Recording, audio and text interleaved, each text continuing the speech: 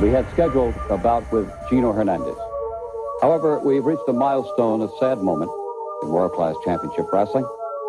Gino Hernandez is dead. On February the 4th, 1986, the professional wrestling world was in shock. 28-year-old wrestler Gino Hernandez was dead. The popular wrestling star's badly decomposed body was discovered late last night at his home in Highland Park. He had apparently been dead for several days.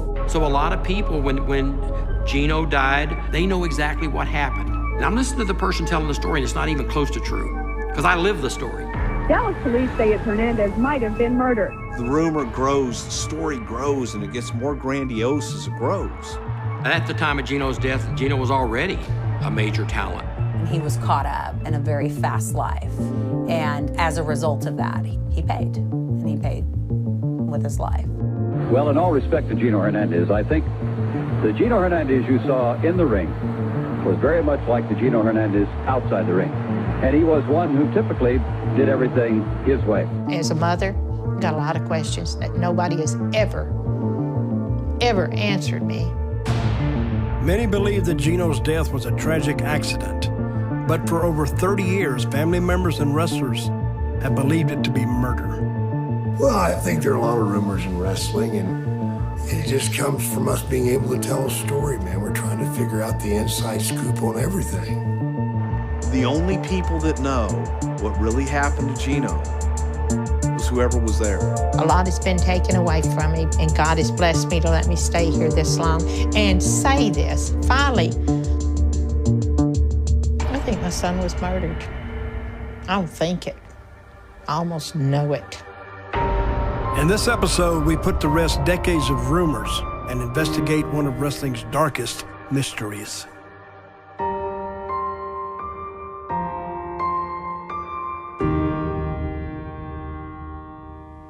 Beautiful pictures, beautiful memories with our beautiful family. Aww. He had a wonderful personality.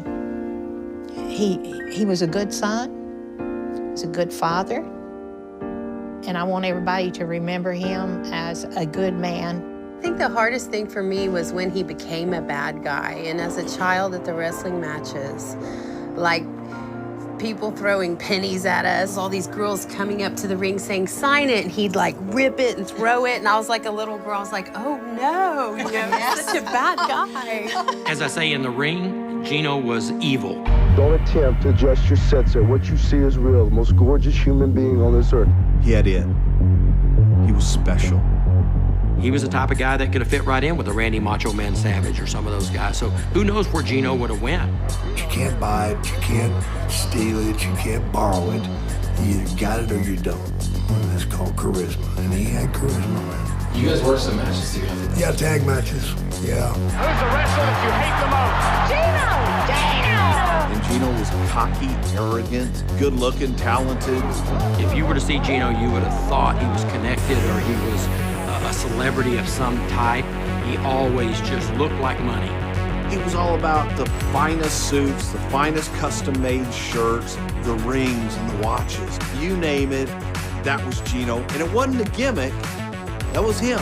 If he wanted to, he could take that room and have everybody in that room hating his guts and wanting to kill him. In real life. I overcome any obstacle in my life, and especially some hormone-imbalanced female that tries to stick her nose in a man's business. And he could talk. And it's easy to hate somebody who's good looking, got money or whatever, got the pretty girl on the side, and must be nice. Full head of hair, got all this shit, you know. I'd like to show you and the people pictures, no other. Farrah Fawcett, I think they had a few dates. Who does she choose to be with? If my wife was on the front row and he said some of the things he would say to him, I don't know that I wouldn't be waiting outside to knock him out. It almost came natural for him. One night, Gino had said something and he insulted to the point this big cowboy guy was getting up. He was headed to the ring. And the police stopped him. Well, Gino starts saying, let him go, let him go, let him come in here, to the point he convinced the police let him go. And then Gino's telling me, stop him, stop him. He's whispering in the back of my ear. But I told him in the dressing room, I said, you bit that off, you chew it. David Manning, I was the referee and promoter and booker for World Class Championship Wrestling from 77, 78 till around 89. Probably I'd been in the business for about 3, 4 years, 5 years when Gino started coming in. At that time, I was a referee and he was a wrestler. The greatest thing about Gino being a heel was, one, the microphone. Gino's one of the few pieces of talent. I'd actually put Gino in the category of a Ric Flair, a Jim Cornette, a Michael Hayes, the people that you just hand them a mic and they can do it. Tonight's the night. I told you, I brought out the $60,000 limo. Tonight, the World Junior Heavyweight Champion. Not bad for a kid from Spring Branch High, huh? You know, he was real close with the promoter Paul Bosch in Houston. Where Gino got his big break was Houston. Gorgeous Gino. I remember meeting Gino when he had to be 17, 18 years old. Good-looking guy, you know, good body and everything, and had chicks all over him. Full of himself, conceited. I was just a kid, so he treated me like a kid at the time. I was a professional model at one time. Most of the time, I just took care of my daughter and my son, Gino. I was a single parent. Do you prefer to call him Charles or Gino, or? Gino. Gino? Well, if you were a wrestler, would you rather use the name Charles or Gino? Because Gino always referred to himself as Gorgeous Gino. Gorgeous Gino Hernandez. GG with 2 G's on the back of his jacket. He had Lewis's name. Gino sometimes would kind of prance around, brag that his dad was Luis Hernandez, you know. Did they play wrestle at all in the house and stuff? Lord, yes. Can you talk about that? From morning to night. Well, I've always been a fan of wrestling all my life, and my father was a wrestler, and he died when I was 12 years old. And I began to start training for wrestling from the time I was in high school, and I turned professional at the age of 17, right out of high school. When he got into the ring, it was like he'd been wrestling for years. He was flying off the rope, and I'm going, where did he learn that from? He said, my dad did it for me. I was wearing his shoes. He said he did everything for me. And of course, I had to cry when he told me that. We were married very young. We were both 18, and we had our first child. So that started our family. I'm Janice Gillespie, and I grew up in Houston, Texas, and that is where I met Charles Wolf, who you might know as Gino Hernandez. After we were married, he kept his life very separate, so he had his professional life. And he'd work out in the mornings, and then he'd have a workout in the afternoon, and it really consumed most of his day. And then he had his family. There was really very little mixing outside of just family. There was the soft side of him. It was really a pushover. He loved his children very, very much. Everybody knows I'm the man of the hour, the man with the power, too sweet to be sour. You know, going back and like watching the footage and hearing him talk. 227 pounds of twisted steel and sex appeal. It's like a voice I always knew. Really, everywhere we went, people knew he was Gino. He would get into his persona, his character, especially when he became a heel. He would really be very, very intimidating. It made me very uncomfortable to be around him when you would see him like that. Has there been times in your life where your wrestling persona has bled into your real life? Jake Roberts never had a problem in his life. He's a bad that don't give about anybody, and he's going to do what he pleases, and he's going to go on with life. He will you up. Aurelian Smith, on the other hand, is a human being, man, that cares about other people. He's made some mistakes. He's a recovering alcoholic addict. So, yeah, that guy has problems. Jake the Snake doesn't. For people to get mad at me for when I get on TV and say I'm the latest and I'm the greatest and I'm so fine that I'm divine, for people to say I'm conceited, I don't understand it. He lived his gimmick in the ring, and he lived it out of the ring. We're into sports cars, we're into fast cars, faster women, and fast life. He lived it, he ate it, and he slept it. He loved every minute, and he could bring that on just like that. And I used to tell him, you can drop that now, I know who you are. I know that he and Chris had a very successful tag team, the dynamic duo. Chris Adams was, he was a good guy. He could be a good friend as long as alcohol wasn't involved. They were a great team. We got the looks, we got the ability, we got the money, we got the women, we got the belt, and from now on, we are number one. We're bad, we're real bad. Let's go. We're bad to the bone. All right. They're bad to the bone. Well, there they go. Chris Adams and Gino Hernandez. See you guys.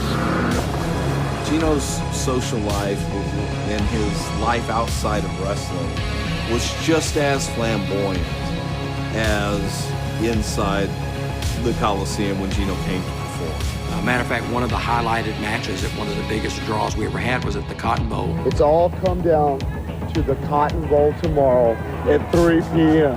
And it was Gino and Chris Adams against Kevin and Kerry, a hair match. Chris and Gino both had just gorgeous hair down, you know, the whole thing, the sculpture look, and the Von Erichs both had long hair, so people weren't sure what was going to happen here.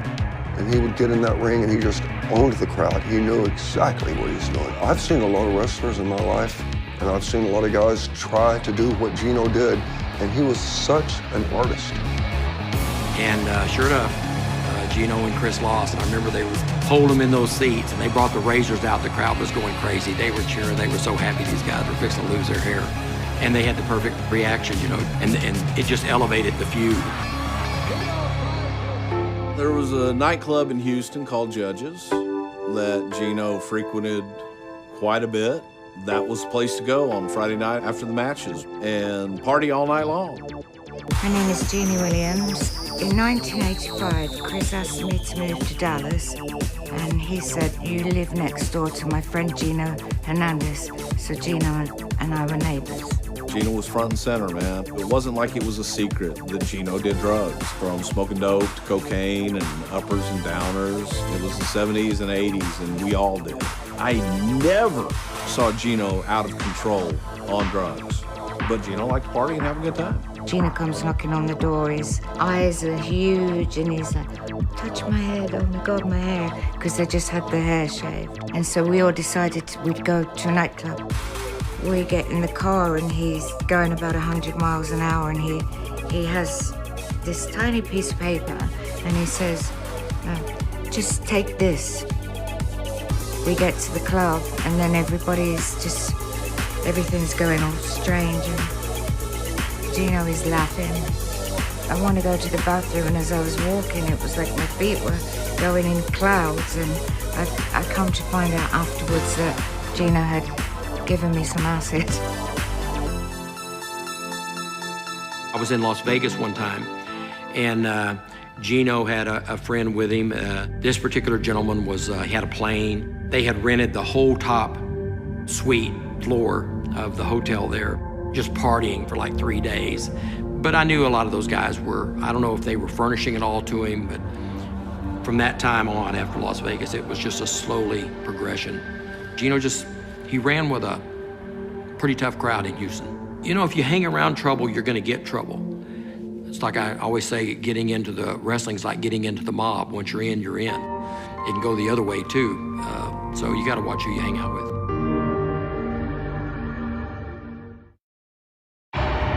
Unknown to his family, Gino had been running with a fast and dangerous crowd, but the party wouldn't last much longer. Do you know or have you heard about some of those people that he was hanging around with, those heavier folks? I just heard it was like, no, I don't know. I'm going to say I don't know. I don't know, man. That's what I said is what it was. I heard that it was people that you didn't mess with that had power in the city of Houston and Dallas, and there's certainly those kind of people out there. Well, when our children were young, we divorced. I just didn't feel so safe about some of the people he might be hanging out with, things I was hearing. These were strong, powerful people within the city that might not have liked certain things getting out. There was just a side of him and people he ran with that I felt dangerous. By 1986, there was a shift in the dynamic duo's storyline, which saw Chris and Gino turn against each other, igniting a vicious rivalry.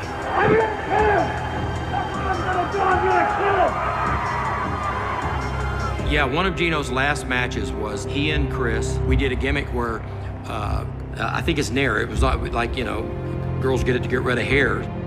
Gino sprayed it in Chris's eyes, and for weeks, Chris wore this thing he couldn't see and stuff like this. And whatever the gimmick was in the ring, that was the gimmick out of the ring. And so even around in the public, Chris would, you know, like he couldn't hardly see, and his wife Tony would lead him around and bumping into chairs, and that's what I really liked about the end. Whatever happened, you took it with you. Do you remember the last time you saw him? Can you tell me about that? Super Bowl Sunday, 1986. He was in a hurry, always in a hurry. Did he seem like he was worried about anything to you at that time? Mm-hmm. Can you talk about that? Mm-hmm. He was very fidgety and nervous when he came in. Say what you gotta say and leave.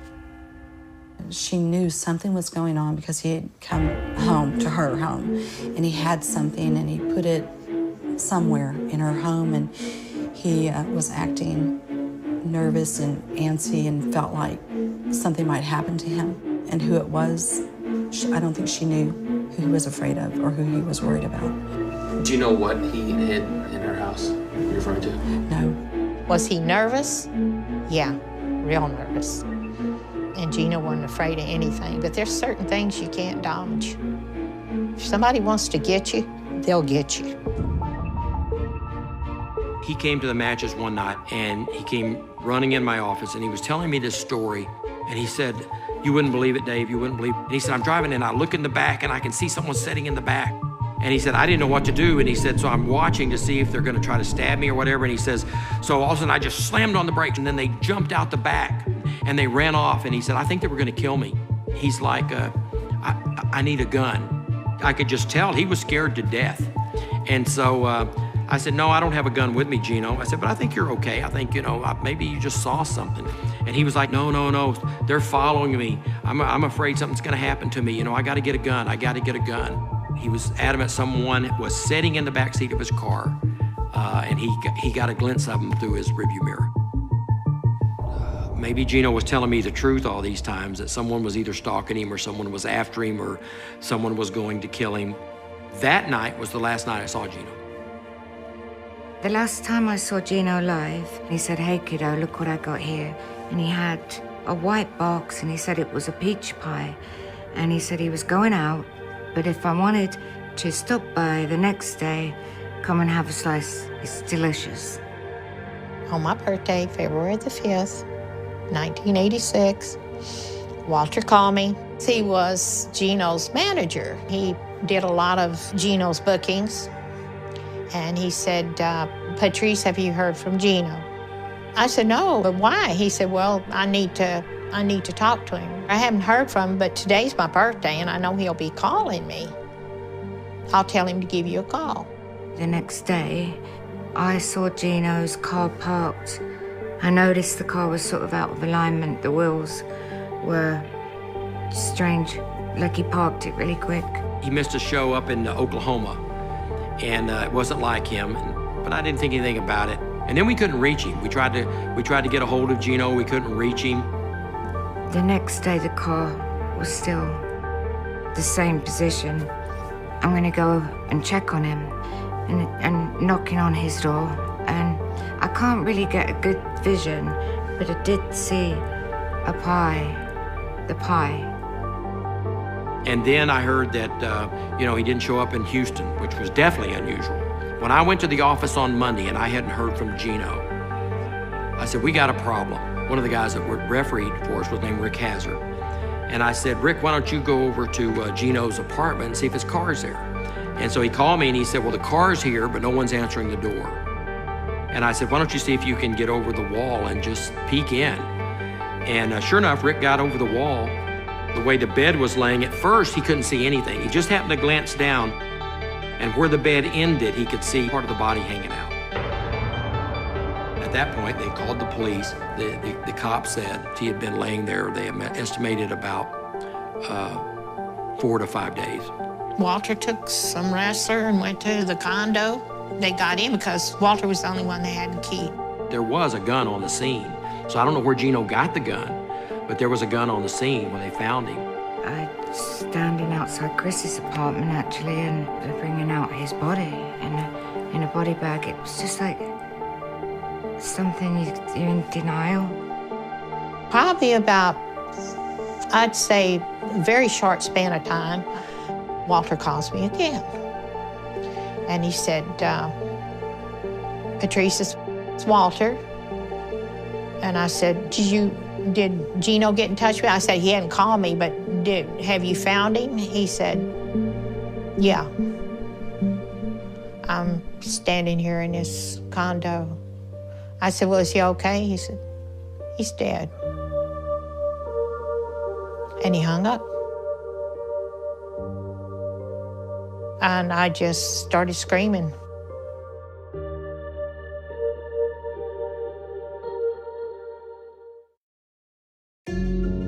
Death came to Gino Hernandez. Wrestling fans were shocked at the sudden end to one of the brightest careers in the game. His friends were saddened by an irreplaceable loss of a vibrant young spirit. To his mother and sister, it was a tragedy of indescribable magnitude. Police arrived at the home of wrestler Gino Hernandez in February of 1986 and discovered his dead body. It was so decomposed that the exact cause of death could not be determined. A loaded pistol was found next to his right hand, and police found no sign of drugs or paraphernalia in the condo. Could you walk us through? You were just home and you heard a knock on the door? Yeah, I was grieving. Mika and I was grieving. And he just knocked on the door and he said, I would like to come in and discuss the funeral with you. Of course I let him in. Gino knew him. Gino went places with him. But I really didn't know him. We're both sitting facing each other, sitting on the floor. And if I can recollect, he says to me, Gino owed me a lot of money, but just don't you worry about it, because I'm gonna pay for his funeral. And I was sitting there and I know how I felt looking at him. I was scared to death. Did what he said at the time feel like it was a threat? Yeah. Well, it's just the tone of voice and the way somebody looks at you when they stick their finger in you and they lean into you like, do you hear me? No remorse, no empathy, nothing. Nothing. I'm an intelligent woman, and I can read a person pretty doggone well, eye-to-eye contact. That tells you a lot. You know, I remember walking into the funeral. Went up, paid our respects. There was a platinum casket, and it was a closed casket. So many people. I dressed the finest I could dress, like a movie star, because I knew Gino wanted me to look that way. There were a lot of people that were hurting, his mom and his sister, oh my gosh, and that was just painful to know they were hurting. There was a group of men, and Patrice would probably know who they were more than I would, that took care of all the finances of that funeral, and it was a very expensive funeral. They do the service at the gravesite, and then they had a bottle of champagne, they had glasses, and people were pouring champagnes, and to you, Gino, drinking the champagne and breaking champagne glasses, you know, into the casket and toasting Gino. When you were looking at all of this, it just was surreal to a point. Almost like an out-of-body experience a little bit. There was a gentleman there that did a eulogy that talked about Gino getting on planes and going to Vegas and beating up a guy and putting him in a headlock, and it was just weird. It was totally off. And it was almost like people going, who the is this guy? And to some of us that hadn't been around for a while, we just thought it was, you know, a new friend or whatever. We had no clue. At his funeral, there was a lot of rich people. You might assume drug dealing is going on. And people made comments like, do you know who that is? And I had no clue who it is. And if you were putting him in a lineup today, I wouldn't know who it is. But people talking about, oh, well, he's wanted by the authorities show. I don't know who the hell he is. who was the guy that gave the eulogy? It was John Royal. So did you know any of the activities that John Royal was involved in at all? I just heard that he was a drug dealer. I mean, I didn't know anything about the man, period. As far as I know right now, he's in prison. I would have done just pretty much anything then, just to make sure my daughter was safe, and I was too. And that's the way it's been all these years. I hadn't talked to anybody till I talked to you guys.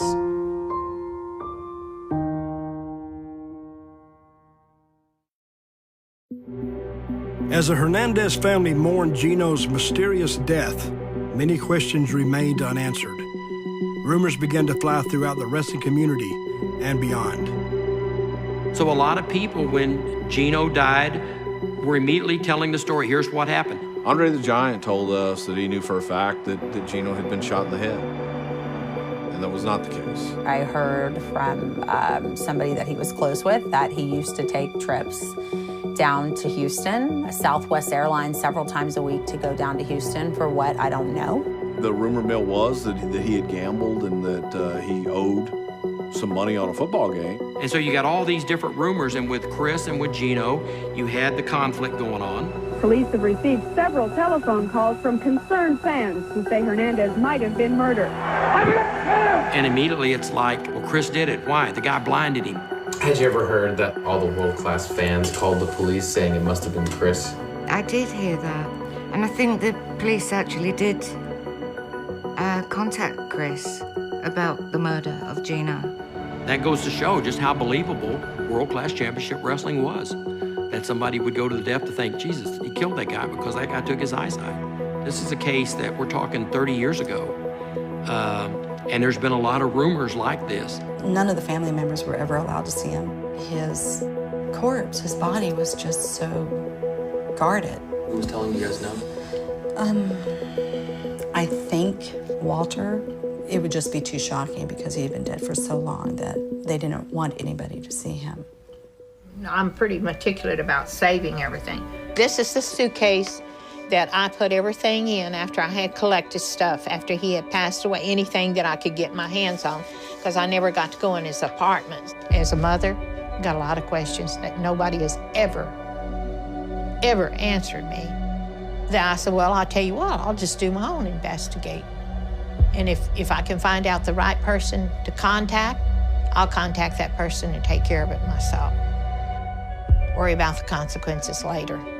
And that's exactly what I did. I think there was foul play in Gino's death only because, one, he was super paranoid. When he walked into his apartment, he locked the doors.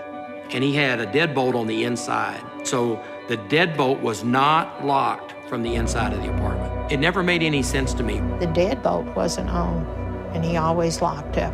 So somebody was there with him. Well, who was there with him? And left him alone. If it would have been me, and I would have said, you need to do an autopsy because someone murdered him.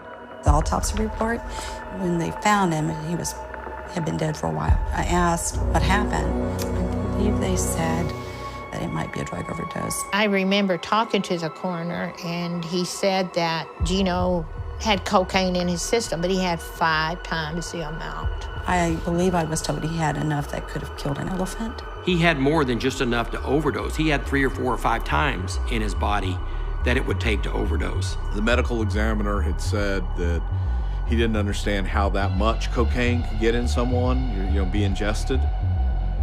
It makes you question, what the hell happened? Autopsy report said he was morbidly obese.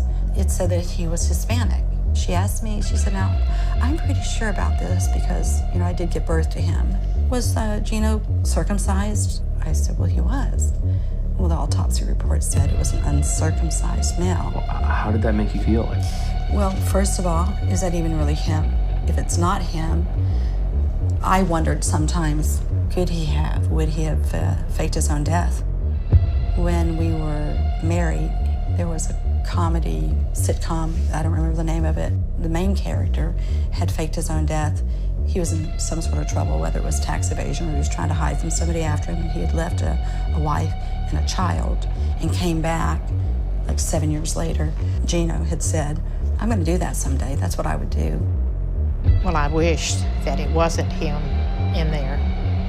But I know in my heart that if he was alive, I'd have heard from him by now.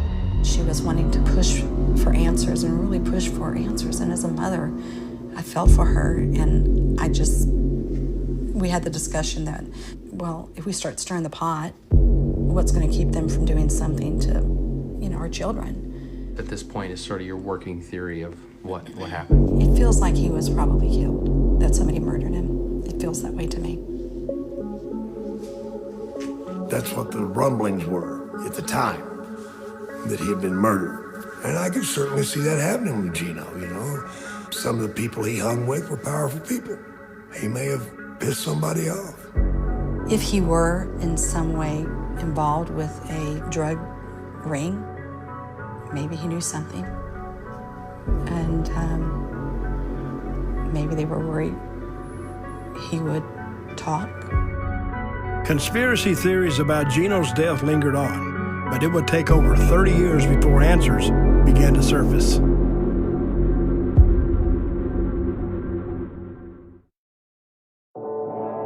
In the days leading up to Gino's mysterious death, those closest to him noticed that he seemed fearful of something or someone. Of course, this is hearsay, but it seems to be that general consensus that weeks leading up or prior to his death, he felt like somebody was going to kill him. To hear multiple people saying that they got that from him as well, maybe this was a very real possibility. Maybe this is what happened. I was going to my car and he was coming in and he says, hey, why don't you come along, have a couple of drinks? So I said, okay. We actually walked to his apartment. He walked into the kitchen and he had a cabinet above his sink. He took out a cereal bowl and the bowl was full of cocaine. There's a lot of cocaine in there. And he put that on the counter and he started using the cocaine. It wasn't very long, maybe 30 minutes, 40 minutes later, he stopped speaking. And when I talked, he said, shh. He wasn't being angry to me, but he was, don't speak. He kept going into the back and looking out the window. He had a quite intense paranoia. He puts a plug in the sink and turns on the water. The water started coming over the top, dripping onto the floor. I go to pull the plug out of the sink and he stops me, pulls me back. He was like, shh. The water was still falling on the floor. I turned just around a little bit. He had a gun in his hand. My heart started to beat quite fast. And he was holding me, telling me to be really quiet, and could hear nothing but the water. And he seemed to be comforted that it was covering up sound of some kind. Just the sound of the water seemed, for whatever reason, he found that comforting. He would go to the windows and he would just stare outside into the darkness, over and over again, just looking outside into the darkness. Because he was afraid, it seemed, of the dark in his mind. Did you know or come to know at any point that Gino had sort of issues with drugs? Yeah, because I was doing them with him. Duh. I mean, I was no saint, man. I know that Gino was doing coke, and I don't know how much he was doing. But the night I was there, he damn sure had quite a bit there. Wasn't no 8-ball, that's for damn sure. I was surprised that there was not any cocaine found by the police, but I did hear rumors that it was cleaned up. I would just say a good source told me that Rick was kind enough to immediately, there was a bowl. He said it was crazy. It was almost like a sugar bowl. And he said, I've never seen that much blow in my life. It was full of coke. Just out of reaction, he just took it and dumped it. I don't think anyone else that was even there knew that. I don't know who he thought maybe he was protecting, but, you know, I think he just did it out of instinct. Some of the wrestlers, including Chris, so there might be more to it. Where was he getting so much cocaine from? I was afraid then, very afraid, because I haven't talked about it all these years. Because I got tired of looking over my shoulder every time I walked out the apartment, and I've been living like that ever since. Nobody should have to live like that. It took a lot of my life away from me. And now, you know, 77, where do I go from here? It's too much secrecy, too much lying, too much deceit. I truly believe he's not here today because of the people he chose to be around. I have nothing to lose because I've already lost part of it. You know, you can't take any more away from me than you already have. All we really want is just an answer. Shortly after Gino's family told their story, producers contacted John Royal by phone. He had recently served a 30-year prison term for trafficking cocaine. What follows is their recorded conversation. We're doing a documentary about Gino, and we've been talking a lot with his family, and your name has come up a couple of times because you were close friends with Gino. Gino's mother had told us a story, is a time when you approached her and had told her that you were going to pay for the funeral. Is that true? Yeah. I think you had also said that Gino had owed you a lot of money. Is that something that you had said to her as well? No, Gino didn't owe me any money. I mean, I paid for the funeral. Right. But Gino didn't owe me any money. Well, that's really good to know. What, did she think that he owed me some money, that I did something to him?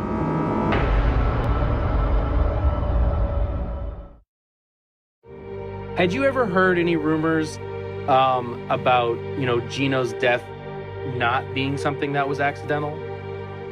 Like... No. I was with him till like 1 o'clock in the morning the night he died. Right.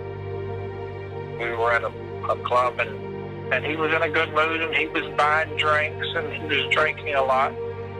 I assumed that he was doing some drugs. Then Gino left with these airline stewardesses, and that's the last time I saw him alive. And then, so it presumably that was the night that he died. In addition to John Royal's story, a former drug trafficker who asked to remain anonymous has come forward with his version of events. Yeah, I really want to remain anonymous. This was 30 years ago, and I'm not really here to sugarcoat anything. I wanted to tell the truth. You know, I would like to set the record straight for the people who are concerned about Gino's demise. I wanted you to hear first what he had to say about him and about everything. Thank you very much. Yeah. I'm sorry. It's okay. I know this. When you wait this long, 32 years. And yes, I miss him. I pray for him every day. I talk to him. She knows that. I get up at 4 o'clock every morning. She was up this morning. Yeah, never miss it. Prayed for 2 hours. Yeah, I do that. Okay, let me know when you're ready. Okay, I'm ready. Okay. There's nothing I can gain from this. I'm only doing this because I don't want Gino's family to worry one more minute. If they've been worried for 30 years, they worried, 29 years and 364 days too long. I met Gino through some of the other people in the group, and we got to be good friends.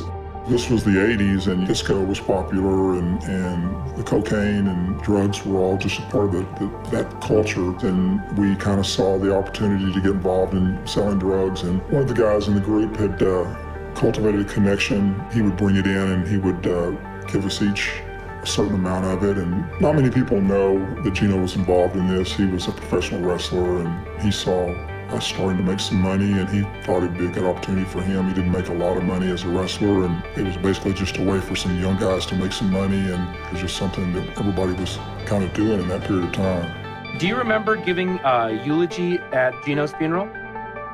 Absolutely. Did you remember what you said? I know it was a long time ago. Well, I mean, I said something like, in wrestling there's good guys and bad guys, and Gino was a bad guy, but in life Gino was a good guy. great That's kind of line. what I opened up with. I remember there was no foul play. It was with me, and this is something you don't know either. I had a trial. See, I was selling drugs at the time. They basically said that I gave Gino the drugs that he died on. You know, basically, you know, Right. they were talking bad dope, bad, you know, it's just fabricated. And what do you think the circumstances were of his death? Unfortunately, I felt like Gino started off recreationally using the drugs, and I think the drugs got hold of him. And of course, we were all, you know, super concerned because we were in a business that we knew could get us in a lot of trouble, even though we weren't gangsters. And at the same time, I don't think we saw a cop behind every bush like Gino seemed to do in the last part of his life. Just knowing Gino, I would imagine that he probably went to a club and probably drank a lot of alcohol, and he probably came back to his apartment, overdosed on drugs, and died of a combination of drugs and alcohol. I have misgivings because Gino had this problem with the drugs, and that I should have recognized it and did an intervention with him and saved him. I don't know Gino's family, but I would speak to them directly and say, do not be concerned about anything that happened to Gino. It was basically just a situation of his own doing, unfortunately. I know that's hard to hear because I know you loved him and I loved him too, but if you're concerned about anything, you should put that at rest because you've worried for 30 years, and I can absolutely tell you there's nothing to worry about. Can't take those years back. But I still have my daughter. And it's just nice to know that we don't have anything to worry about. Not anymore. And I thank you very much for this. I want to believe that it was a tragic accident. I want to believe that somehow, some way, he made a mistake. That's what I want to believe. I'm the type of person I can forgive anybody, you know? Yes, I forgive John Morrell. I forgive anybody that I thought the wrong way, but I didn't know any different. Had nobody tell me outright. Watching my grandma, she's lived a sad life. I mean, she's gone through things and lived through things that no mother should ever have to. And sometimes you look at her and you think, wow, you know, you can't believe that she walked that walk and that she's still smiling today. But she is, you know, and that's, I think, the piece of life that goes on. But now I know there's nothing to be afraid of, nothing. I feel so good. I could even have a margarita. And I'm not even The legacy of Gino Hernandez, unfortunately, he wasn't around long enough to create one of those. I would like to see him put Gino into the Hall of Fame. I think Gino was that good. I want him to be remembered for the person that he was. And he made me, as his mother, very, very proud. I hear a lot that I look like my dad. I mean, my mom used to say, you look like your dad, you talk like your dad. It's smooth sailing from here on out. I have 5 children. I have 2 girls and 3 boys. And you see little pieces of each of them in him through those videos. That's what's cool to watch. With you guys here and doing this, it's kind of like I finally get my peace at heart. And I thank you for that.